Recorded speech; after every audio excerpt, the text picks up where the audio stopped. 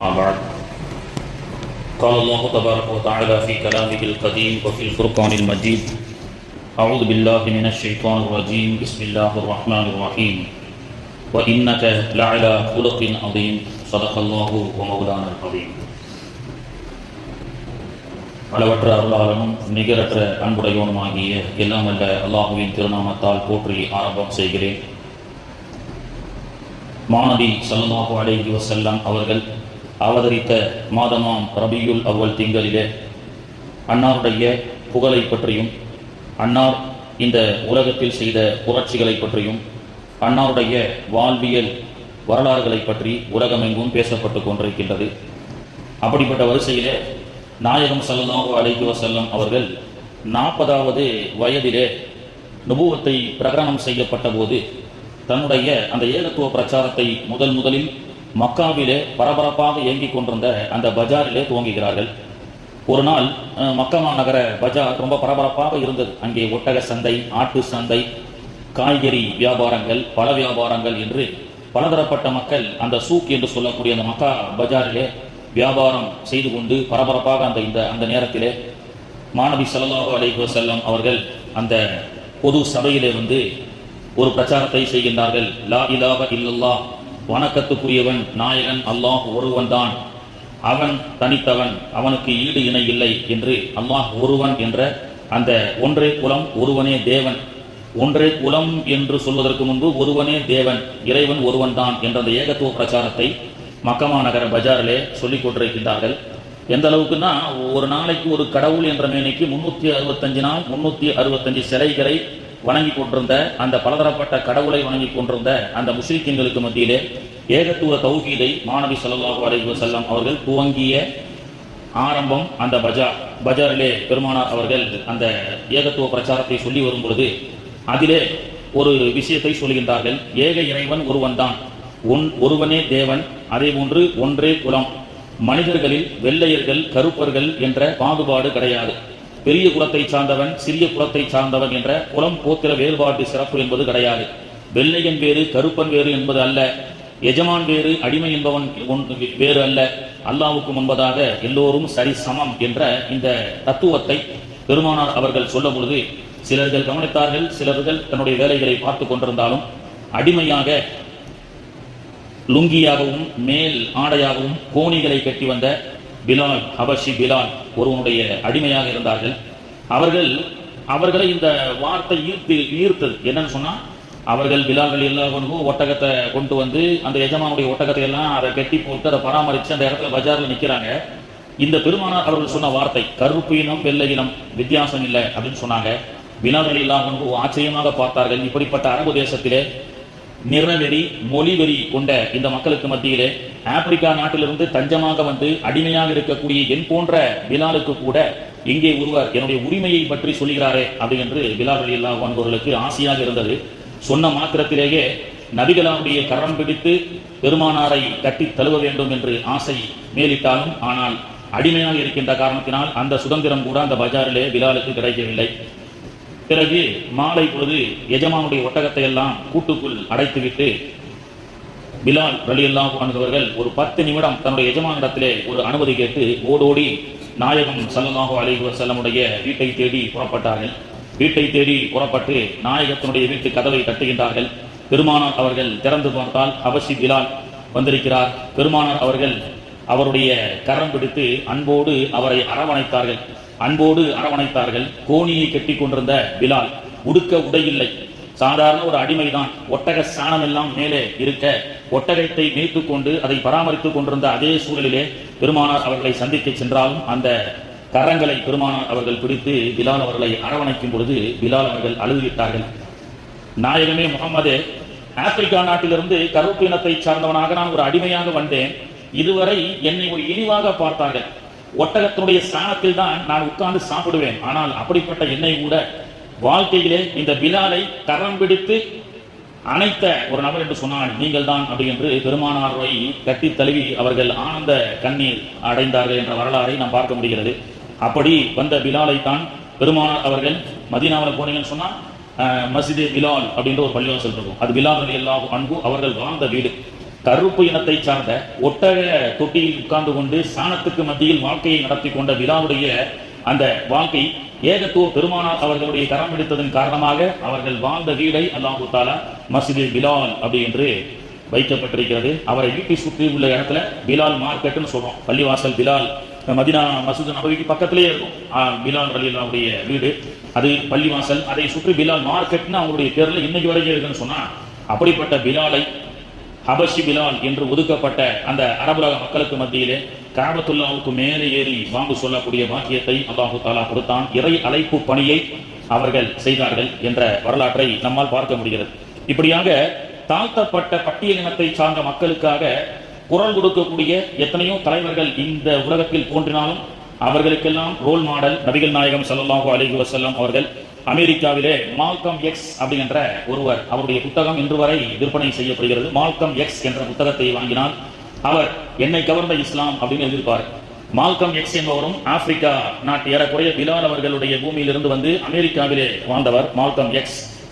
அவர் அமெரிக்காவுடைய வெள்ளையர்களுடைய ஆதிக்கத்தால் பாதிக்கப்பட்ட மக்களுக்கு குரல் கொடுக்கக்கூடிய இந்த தமிழகத்தினுடைய எழுச்சி தமிழர் என்று சொல்லப்பட்டு தாழ்த்தப்பட்ட மக்களுக்கான தலைவர்னு சொல்றாமா இல்லையா? அப்படிப்பட்ட அமெரிக்காவுடைய தாழ்த்தப்பட்ட பட்டியலினத்து மக்களுக்கும் கருப்பு இன மக்களுக்கு உண்டான குரலை கொடுத்தவர் மால்கம் எக்ஸ். ஒரு கட்டத்திலே அவர் கருப்பு இனத்தை சார்ந்த மக்களுக்காக குரல் கொடுக்கும் பொழுது மாணவியினுடைய வரலாறை அவர் படிக்கின்றார். இஸ்லாத்தை ஏற்றுக்கொண்டு அவர் ஹஜ்ஜிக்கு செல்கின்றார். ஹஜ்ஜிக்கு சென்று ஒரு நாள் அந்த காபாவிலே நின்று தொழும் பொழுது அழுக ஆரம்பித்து விட்டார். அவர் மால்கம் எக்ஸ் சொல்கின்றார், நான் அமெரிக்காவில் இருக்கும் வரை கருப்பு இனத்தை சார்ந்தவனாக இருந்தேன். நான் பல இடங்களிலே புறக்கணிக்கப்பட்டேன். ஆனால் இங்கே மக்காவுக்கு வந்தேன்.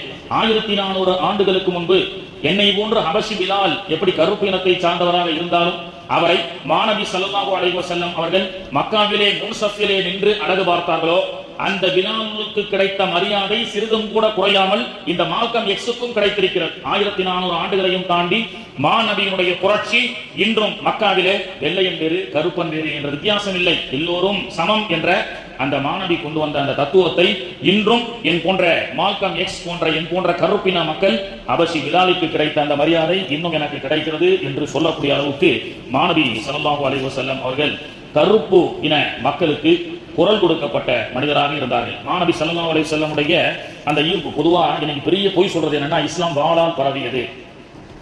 கொடுங்கோலான மக்களுக்கு மத்தியில பெருமானார் அவர்களும் ரொம்ப கடுமையாக நடந்திருந்தால் இஸ்லாம் பரவி இருக்குமா? வாளாலோ மிரட்டியோ உருட்டியோ இஸ்லாம ஒரு மதம் பரப்புவதாக இருந்தால் 100 வருஷம் 200 வருஷத்துல காணாம போயிடும். 1500 வருஷமும் தாண்டி இந்த மார்க்கம் இன்றும் நடைபோட்டுக் கொண்டிருக்கின்றது. கூட்டம் கூட்டமாக மக்கள் நாயகத்தினுடைய வரலாறை படித்து கேட்டு சிந்தித்து நாளுக்கு நாள் மக்கள் இஸ்லாத்தை நோக்கி வருகிறார்கள் என்று சொன்னால், மாநபியினுடைய அழகான அந்த ஒழுக்கம் அல்லாஹ் சொல்றான், மாநபியே நீங்கள் நல்ல ஒழுக்கமுள்ள குணமுள்ளவராக இருக்கிறீர்கள். ஒரு முறை ஒரு பயணத்தில் அப்படித்தான் உமைர் இப்னு சஅத் என்ற ஒரு வாலிபர், ஒரு 18, 20, 25 வயசு மிக்க ஒரு வாலிபர் உமைர் இப்னு சஅத் ரலியல்லாஹு அன்ஹு ஒரு பயணத்துல பெண்கள் தனியா ஆண்கள் தனியா இருக்கிறாங்க. இந்த உமைர் இப்னு சஅத் என்ற அந்த வாலிபர் இந்த பெண்கள் பகுதியில் அப்படி பக்கத்துல அந்த டென்ட்டுக்கு பக்கத்துல நின்றார். நாயகம் ஸல்லல்லாஹு அலைஹி வஸல்லம் கூப்பிட்டாங்க, உமைர் இப்னு சஅத் வாங்க அப்படின்னு. என்ன யா ரசூலல்லாஹ், இல்ல பெண்கள் பகுதியில் நினைக்கிறீங்கன்னா அங்க உங்களுக்கு என்ன வேலைன்னு கேட்டாங்க. அவர் ஏதோ ஒரு இதுல போயிட்டாரு.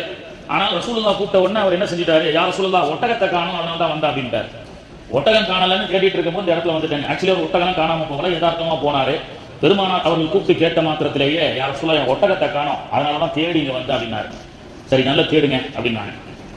பயணத்துல அந்த வந்த நூற்றுக்கணக்கான சஹாபாக்களுக்கு மத்தியில அந்த உமைர் இப்னு சஅத் எப்பெல்லாம் ரசூலுல்லாஹ் பாக்குறாங்களோ அப்பெல்லாம், தம்பி வாங்க ஒட்டகம் கிடைச்சதா தேடி பார்த்தீங்களாமா? இல்ல யா ரசூலுல்லாஹ், ஆக்சுவலி ஒரு ஒட்டகம் காணாம போகல, ஒரு பொய் சொல்லிட்டாரு. சரி, அந்த ஒரு பொய்யை மறைப்பதற்கு பல பொய்கள். அவருக்கு மனசுல அல் கிதுபு யாக்குலுல் ஈமான், ஈமான தின்றுவிடும் என்று சொன்னார்கள் பொய். இந்த செல்போன் வந்த பிறகு பொய் சொல்றதுக்கு பாருங்க சுப்ஹானல்லாஹ், நிறைய சாதாரணமா சொல்றோம். திருச்சியில் இருப்பார், அத்தான் நான் மெட்ராஸ்ல இருக்கேன்டா, செங்கிப்பட்டியில இருப்பார், சிங்கப்பூர்ல இருக்கிறா சொல்றாரு. அப்போ பொய். பெருமானார் அவர்கள் சொன்னார்கள் அல் கிதுபு யாக்குலுல் ஈமான், சாதாரணமா நினைக்கிறோம் அந்த பொய் ஈமானை தின்றுவிடும் நாங்கள் ரசூல் ஸல்லல்லாஹு அலைஹி வஸல்லம். அந்த பொய் அப்படியே உலகத்துல பேசி பேசி கபூர்ல வச்ச பிறகு சில பேர் பார்த்தீங்கன்னு சொன்னா வாயை திறந்தா பொய்யை தவிர வேற எதுவும் வராது. அந்த மாதிரி மனிதர்கள் பொய்யிலே பிறந்து பொய்யிலே வளர்ந்தவர்கள் அப்படின்னு சொன்னவங்களை பத்தி கூட ஒரு ஹதீஸ் இருக்கு. கபூர்ல வச்ச உடனே முன்கர் நெய்யர் வருவாராம். உலகத்துலதான் பொய் சொல்லி பழக்கமாச்ச. அப்போ முன்கர் நீக்கர் கபூர்ல வச்ச உடனே உட்கார வைக்கப்படும். முன்கர் நீக்கர் வருவாரு. அப்பவும் இவன் என்ன சொல்லுவானா, இப்பதாங்க ஒரு 2 மலக்கு வந்தாரு, கேள்வி கேட்டாரு, கரெக்டா சொல்லிட்டேன், திரும்ப நீங்க ஏன் வந்தீங்க அப்படின்னு சொல்லுவானா. பொய் சொல்லி சொல்லி பழக்கம். அதனால மன் ரப்புக்க வமன் நபியுக்கன்னு கேட்டா ஹதீஸ்ல வருது. மன் ரப்புக்க வமன் நபியுக்க, ஏங்க இல்லைங்க உங்களுக்கு முன்னாடி 2 மலக்கு வந்தாரு, இதே மாதிரி கேள்வி கேட்டாரு, சரியா பதில் சொல்லிட்டேன், அவன் ஓகேன்னு சொல்லிட்டு போயிட்டாரு அப்படின்னா. பொய் என்பது இந்த உலகத்தையும் தாண்டி கபூர்லையும் போய் சொல்லுவான், மாஷர்லையும் போய் சொல்வதாக யாசின் சூராவுல வருது. அப்போ அந்த மாதிரி ஒரு பொய்யை சொல்லிட்டோம். மீண்டும் மீண்டும் ரசூலுல்லாஹ் பார்க்கும் போதெல்லாம் அந்த பயணத்துல தம்பி ஒட்டகம் கிடைச்சதா தேடி பார்த்தீங்களான்னு கேட்கறாங்க. நம்ம ஒரு பொய்யை சொல்ல மறைக்கிறதுக்கு பல பொய்யை சொல்லிட்டோம். சரி, இந்த பயணத்தோட முடிஞ்சிரும்னு நினைச்சேன். ஆனா அந்த பயணத்தோட ரசூலுல்லாஹ் கேட்கறது விடல. ஊருக்கு வந்த பிறகும் பள்ளிவாசல்ல நூற்றுக்கணக்கான ரசூலுல்லாஹ் தான் 1000 சிசிடிவி மெமரி கார்டுக்கு உள்ளான சிசிடிவி கேமரா மெமரி கார்டுக்கு உண்டான மெமரி அந்த ரசூலுல்லாஹ் கொடுத்தான். முன்னாடி எத்தனை பேர் வந்தாலும் யார் வரா, யார் போறா, யார் என்ன ஓதுறா அப்படின்னு ரசூலுல்லாஹ் தெரியும். தொழுது முடிச்சாலும் அந்த கூட்டத்துல அந்த தம்பியை கூப்பிட்டு உமைர் இப்னு சஅத கூப்பிட்டு, உமைர் அஸ்ஸலாமு அலைக்கும், நல்லா இருக்கீங்களா, ஒட்டகம் கிடைச்சுதான் கேட்டாங்க. இல்ல யா ரசூலுல்லாஹ். அவருக்கு என்னடா பயணத்தோட இந்த போய் முடிஞ்சிரும்னு பார்த்தா ஊருக்கு வந்து பள்ளிவாசலையும் ரசூலுல்லாஹ் கேட்கறாங்க, பள்ளிவாசல் உள்ளேயும் போய் சொல்ற மாதிரி இருக்க அப்படின்னு சொல்லி. சரி, பள்ளிவாசல நம்ம வந்து கடைசி சஃப்ல தொழுலாம், கடைசி சஃப்ல தொழுதாரு. அப்பவும் ரசூலுல்லாஹ் விடல. அவரை கூப்பிட்டு ஒட்டகம் கிடைச்சுதான் கேட்டாங்க. ஒரு கட்டத்துல மதீனா மஸ்ஜித் நபவிக்கு வந்தா தானே ரசூலுல்லாஹ் பார்க்கணும், எங்க இருந்தாலும் பார்த்து சலாம் சொல்லி ஒட்டகம் கிடைச்சதான்னு கேட்கறாங்க. சரி, இங்க வேணாம், வேற பள்ளிவாசல்ல போய் தொழுறான். பக்கத்து பள்ளிவாசல்ல தொழுதுட்டு இருந்தாலும் அவருக்கு மனசு கேட்கல. ஏன்னா மஸ்ஜித் நபவியில 1000 மடங்கு நன்மை, நபிகள் நாயகத்துடைய இமாமத்து போன்ற பல சிறப்புகள் இருக்கு. சரி, மற்ற வக்துல கைர வக்து ஸலா தொழுகை அல்லாத நேரத்துல போய் மதீனாவுல நம்ம திருப்தியா பல தொழுகையை தொழுது அந்த நன்மையை ஈடுபடுத்திக்கலாம்னு சொல்லி வந்தார்.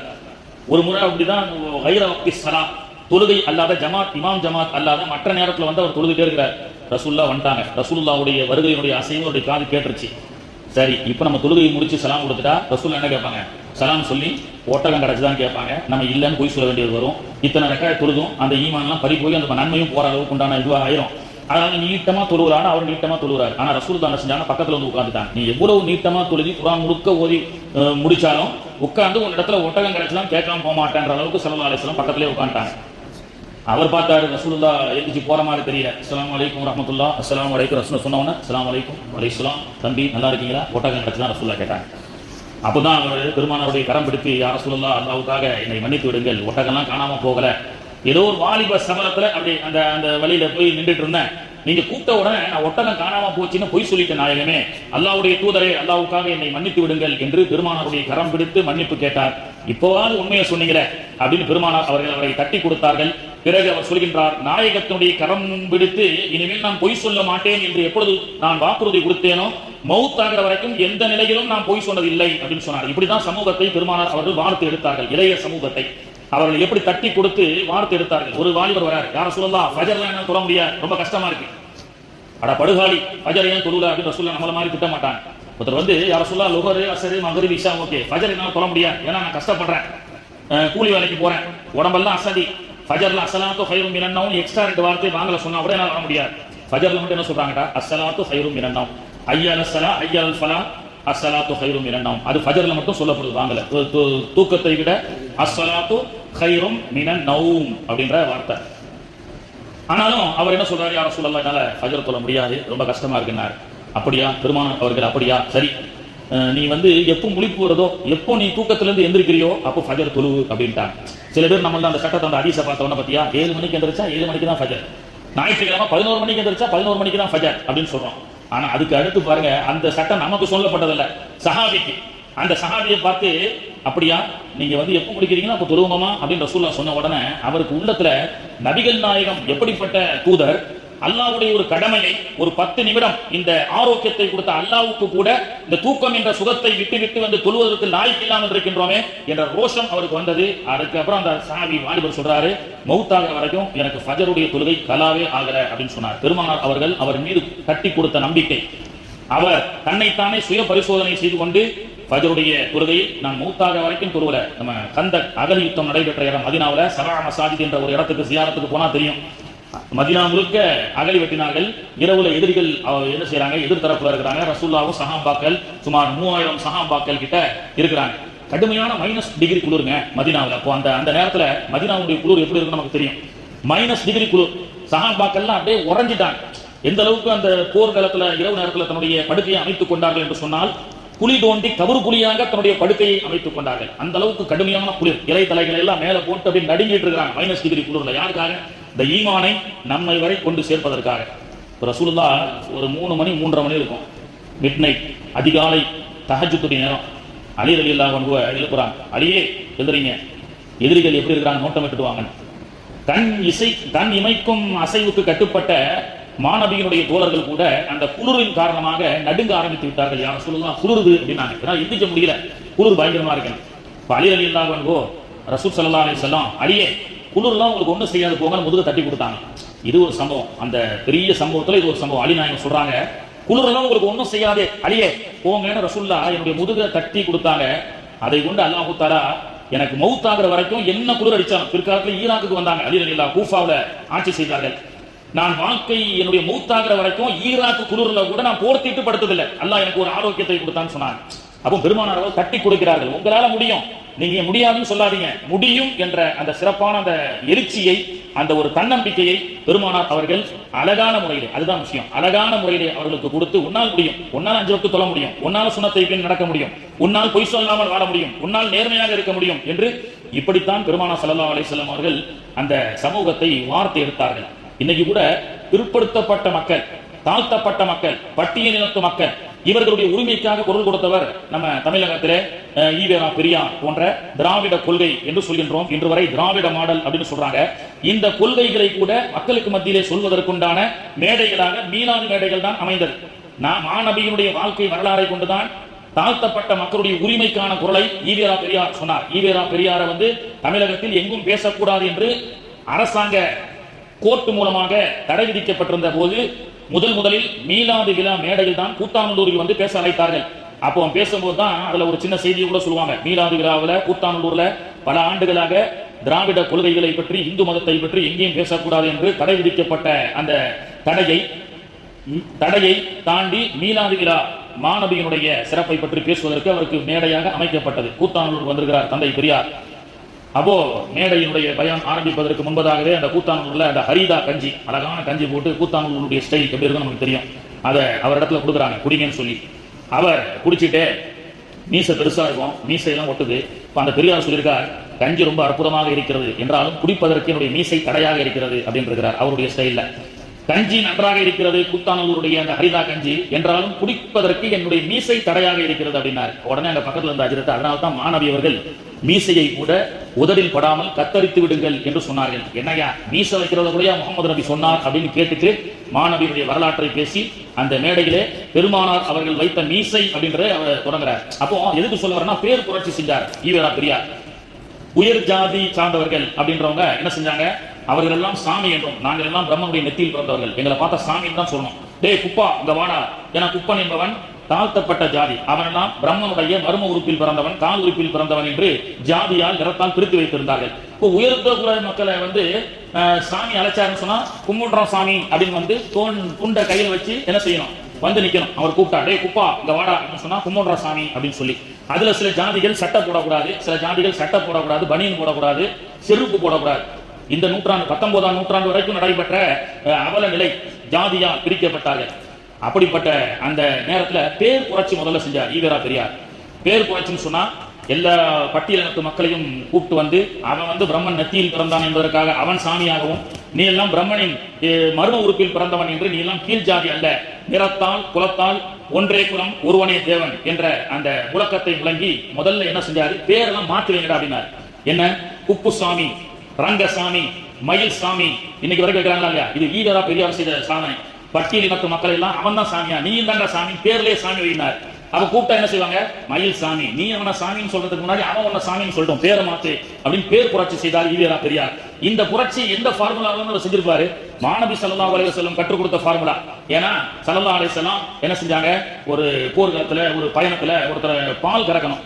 சரி, ஒட்டகத்துல இருந்து பால் கறந்துட்டு வாங்கப்பா, யாரு கறக்கிறதுன்னு சொல்லும் போது ஒருத்தர் எந்திரிச்சா, யார சொல்லலாம், நான் கறந்து விடுகிறேன், நேச்சர் வந்துருச்சு, முடிச்சுக்கிறீங்கன்னு சொல்ற மாதிரி, இதோட முடிச்சிருவோம்.